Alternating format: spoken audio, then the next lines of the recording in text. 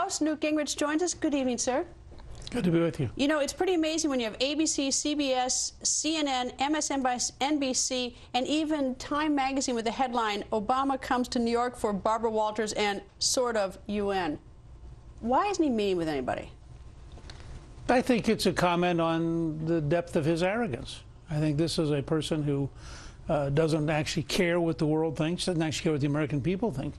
And if he gets reelected, he'll be right and the rest of us will be wrong. I mean, his view is this is all about a cynical, calculated approach. The View gets him more votes than meeting with 10 or 15 world leaders. And the fact that he's not doing his job is irrelevant. You have to divide it into two parts. There is winning the office, and there is actually being president. He's clearly said, if I can win the office, I don't care what the rest of you think. And let me say, what should really deeply bother Americans is how does all this play out in the rest of the world? Imagine you were an ambassador trying to explain to the president of Egypt or the president of China or the president of Germany or the chancellor of Germany, you know, the president can't meet with you because there's no time on his schedule because he has to go do The View. Well, and actually, as a matter of fact, his schedule is open this week. I mean, he could still do The View and meet with these people. It's not like that. It's not like that his schedule is so compressed this week. He does have time. But you have to wonder what he's doing.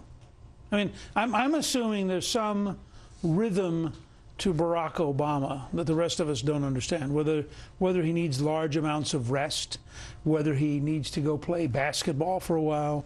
I don't watch ESPN. I mean, I don't quite know what his rhythms are. But this is a guy who is a brilliant performer as an orator, who may well get reelected at the present date, and who, frankly, happens to be a part-time president. I mean, he really is a lot like the substitute referees in the sense that he's not a real president. I mean, he doesn't do any of the things presidents do. He doesn't worry about any of the things presidents do. But he has the White House. He has enormous power. He'll go down in history as president. And I suspect he's pretty contemptuous of the rest of us. Well, you know, there are some women who oftentimes think that we do the men's work. And believe it or not, did you know that? Were you aware of the fact that some women... Callista's actually suggested to me that this model exists. Okay. All right. Well, you look at Secretary of State Hillary Clinton's schedule this week. She met with the president of Libya. She's not the president. President Obama is. She met the president of Egypt, the president of Yemen.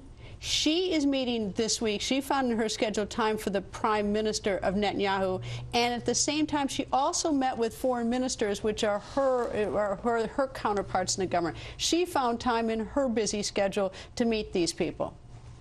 Well, but there's a huge difference. Hillary Clinton is a serious person. Barack Obama is an ambitious person. They're very different personalities. Hillary Clinton actually gets up every day thinking about public policy. Barack Obama gets up every day thinking about Barack Obama. I mean, they're very different approaches to life. And I think those of us who are his critics need to get over it and understand this is who is president.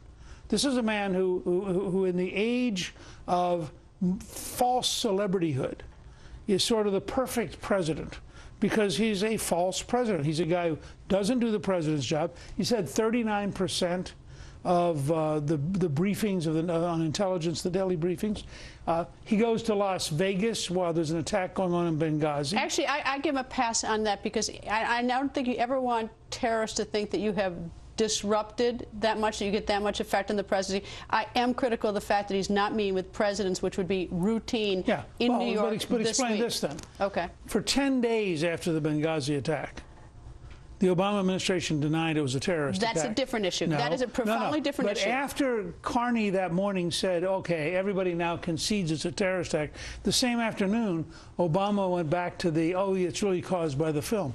I think it's because he wasn't coordinating. Well, he was talking about the film today, which was sort of interesting. He's talking about the video before the UN in his speech and talking about how, you know, we don't insult, we should not tolerate insulting religions, yet there was no mention of the fact that that Ahmadinejad is going to be speaking tomorrow on the holiest day of the Jewish faith, Yom Kippur, so that he spoke about the insult to the Muslim world with this video, but he neglected to talk about the insult to Jews while he's dissing the Prime Minister of Israel. Well, it's worse. From an American perspective, it's worse than that. Obama spent, I think, 3 paragraphs on a nutcake film that nobody had seen. Meanwhile, in the same city as Cardinal Dolan, who has openly said the Obama administration is waging war on the Catholic Church. Now, why is Obama fixated on appeasing Muslims while attacking Catholics? And why is that not a topic that ought to be on every network talk show? I mean, here's a president who is a one-sided apologist for Islamic extremists while he is attacking Christianity in his own country. It's pretty bizarre. All right, let me get back to me with these presidents, because I actually think this is serious in that there's so many things going on in the world, is that what you get so much done when you have relationships with people. Whether you want to have a relationship with Mubarak and you want to be able to tell him to get out of office faster in Egypt, or if you wanted to somehow have developed a relationship over the years with the president of Syria, so you tell him to get out quickly. If you don't meet with these people, you cannot develop that sort of relationship, which may have profound importance as we sort of march through history. But you ought to talk to John Boehner or Mitch McConnell or Eric Cantor. There's no evidence that Barack Obama wants to have a relationship with anybody except those who are sycophantically his supporters.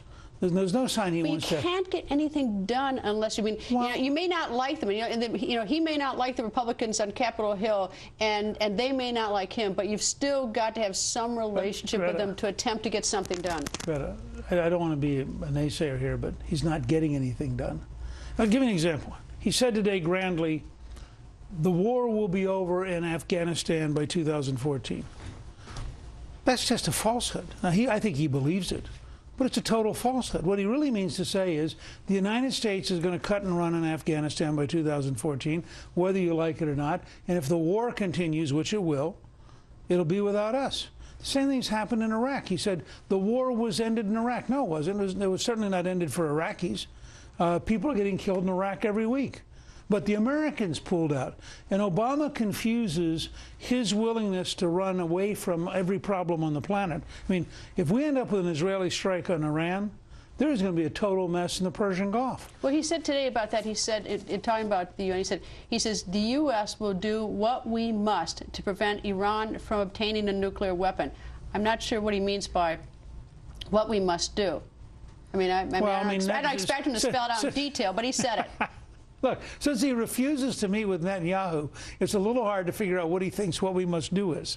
Netanyahu has a pretty clear idea. My first meeting as Speaker, before I was even sworn in, was in December of 1994 with Yitzhak Rabin, who at that time was the Prime Minister of Israel. He was worried about Iran. He said, I'm not worried about the Palestinians. We'll manage that. He said, we can't cope with Iran. That's 1994. The Israelis have been planning an attack on Iran for well over a decade. They have been thinking it through. They have been practicing it. They've been equipping for it. We have to confront the reality that if Netanyahu concludes that Obama is totally unreliable, they're going to attack Iran. All right, let me go to another issue. What in the world were you doing campaigning for Congressman Todd Akin in light of what most people think is probably a pretty ridiculous position he had about if you get raped legitimately, you won't get pregnant? Well, my position is that Todd Akin said that was a stupid thing to have said. But did he believe it? He apologized for saying it. Yeah, but it's one thing to apologize for saying something stupid, but I actually had the sense he believed it. And that's a more serious issue. I think he believed it. I think he now knows he was wrong. So he unbelieves it now. He unbelieves it. Look, you're talking, let me just say, the President of the United States describes 57 American states. The President of the United States describes bumps in the road, which includes the killing of an American ambassador. The Vice President of the United States has so many falsehoods, so many inaccuracies, and so many weird statements. Those are gaffes. I actually think Todd Akin believed that. I think he believed it, and I think he was told he was just factually wrong. And I think he now realizes he made a mistake.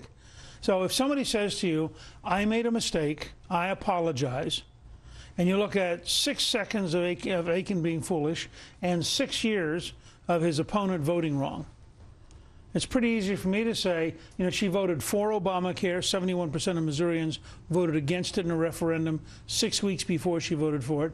She has an F rating from the NRA. She has an F rating in Right to Life. She voted for all of Obama's big spending.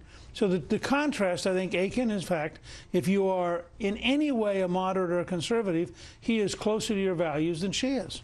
All right, the state of the race for Governor Romney, how's he doing? He's got to become more aggressive, and he's got to become clearer, and he has got to, I think, stick to issues in a very firm way. I think they've allowed the national media to define this campaign for 2.5 weeks, and that is an enormous disadvantage if you're a Republican. I mean, Republicans in a general election have to wake up every morning and say, okay, the Obama team includes virtually every reporter I'm going to meet. And you've got to campaign in that context. And so you've got to be so clear and so consistent that you reach beyond them. And if you don't do that, you're going to stay in permanent trouble. Many people look at the debate as being probably, you know, the linchpin for this race. Do you agree? That yes, I think in the first debate, and my newsletter at Human Events coming out tomorrow will walk through this. I think at the first debate, Romney has to come across as capable of being president, as a legitimate alternative to Obama, and as somebody who's not afraid to say what he really believes, even face-to-face with the president. All right. Today, it was reported that Senator Harry Reid went after him and said that he is not the face of Mormonism. And in the practice of law, we say, open the door. Does this now open the door for Governor Romney to come back at President Obama on things like Reverend Wright? If President Obama had any sense of decency at all, he would demand, the president, would demand that Harry Reid apologize and withdraw that. The kind of things left-wingers get away with in this country in attacking religion, whether they're attacking Catholicism, they're attacking Protestantism, they're attacking Mormonism, they're attacking Judaism, as long as it's not Islam, you can be on the left and attack any religion and get away with it. And what Harry Reid said today is despicable, and it's the kind of reason I'm for Aiken, because I don't want to see Harry Reid as the majority leader of the Senate. I think he is a disgrace to this country. What's going on with Senator Harry Reid? I mean, he plays, I mean, this whole business. I remember he had this anonymous source saying that Governor Romney didn't pay taxes. I mean, it was the most bizarre. I mean, you know, as a lawyer, and he's a lawyer, you know, that nothing like that would ever be permitted in court. And now today goes after him on religious grounds. And actually, we should say that he's also Mormon himself. Harry Reid is a vicious machine politician who, if you go back and look at how he won re-election, his approach to politics is to destroy his opponent, to say whatever he has to say, to have total disregard of the truth, and all he is interested in is raw power. And he's one of the reasons the Senate is a sick institution. And we have no budget, because he's sort of he's the one who stops us from having a debate over a budget. Yep. President Obama, in the next couple of weeks, I guess that he's going to try to just avoid gaffes, and he coasts, right? Is that sort of the strategy? Well, they may decide to attack. I mean, I noticed in the last couple of days, one of the challenges Obama faces is that when he gets ahead, he gets very arrogant, and he starts doing things that are self-destructive. And so it'll be interesting to see whether, in some ways, he might be better off to coast. But the debate's going to be a big deal for him, too. We have never seen Obama in a head-to-head debate with a competent person who is willing to take him head-on, not since he debated Hillary. And frankly, I think Hillary won most of their debates. All right, now for another topic. And full disclosure, Congressman Paul Ryan, Speaker Newt Gingrich, you're also one of them. Reince Priebus, chair of the RNC, is coming up. Steve Hayes, who's going to be on this show. John Finley, who's the executive producer of Hannity, and Meade Cooper's the executive producer of this show, and we are all owners of one share in the Green Bay Packers. So let's talk about the Green Bay Packers. That's full disclosure. I brought two props to set the stage for all of our viewers. A nice Green Bay helmet and... Signed by Brett Favre, and I've got here a football signed by Bart Starr. So for those of you who doubt my commitment to the Packers, you're biased, as we say, biased. It is total. And Ellis the Elephant went out this evening in a Green Bay helmet at Lambeau in support. And we should put that up on the picture. That is Ellis the Elephant. And who is Ellis the Elephant? Ellis the Elephant is Callista's character, whose new book comes out Monday, Land of the Pilgrim's Pride. Volume 2. Her first book was Sweet Land of Liberty. There's Ellis and Callista.